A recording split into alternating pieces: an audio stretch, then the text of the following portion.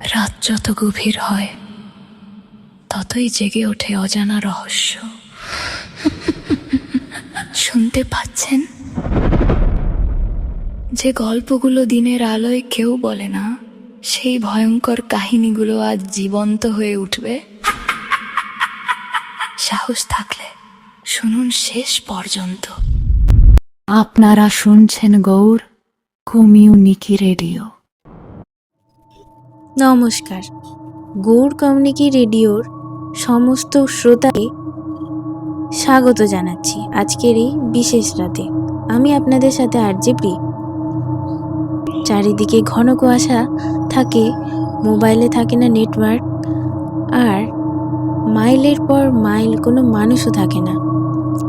এমন এক অদ্ভুত হোমস্টেতে রাত কাটানোর অভিজ্ঞতা আছে আপনাদের?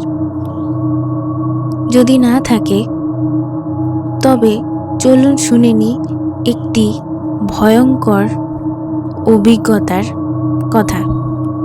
পাহাড়ের চূড়ায়, যেখানে এক দম্পতি গিয়ে ফেঁসে গেছে এমন এক পরিস্থিতিতে যা তাদের কল্পনাতেও ছিল না। কুয়াশার কান্না, আজকের আমাদের বিশেষ হরর অডিও ড্রামা।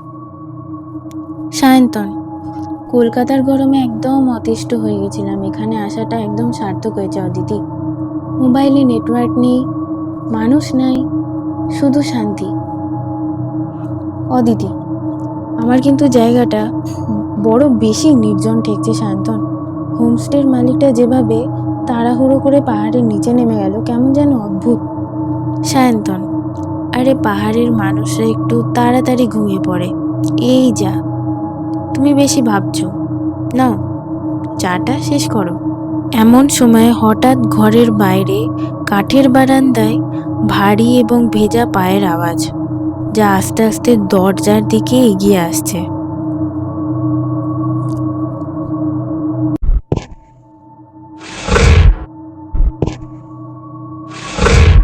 অদিতি আতঙ্কিত ফিসফিস করে বলে উঠল, সায়ন্তন চুপ করো, দরজার দিকে কেউ আসছে। সায়ন্তন, ধুর, পাহাড়ি কুকুর হবে হয়তো, তাও দেখছি।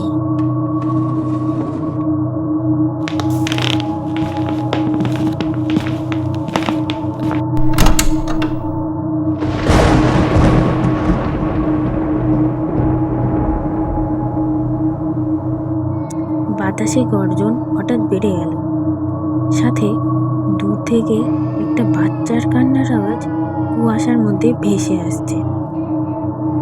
অবাক হয়ে বাইরের দিকে তাকিয়ে সায়ন্তন, বাইরে তো পুরো ঘন সাদা কুয়াশা, কিছু দেখাই যাচ্ছে না।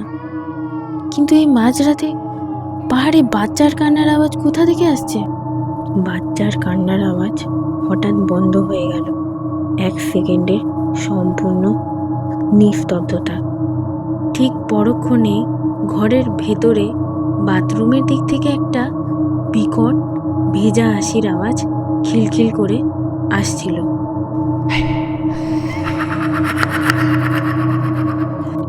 অদিতি, সায়ন্তন, ওটা বাইরে নয়, ওটা আমাদের ঘরের ভেতরে আছে।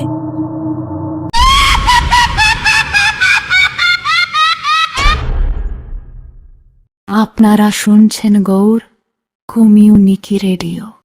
চুল পড়া নয়, আত্মবিশ্বাসের নতুন শুরু।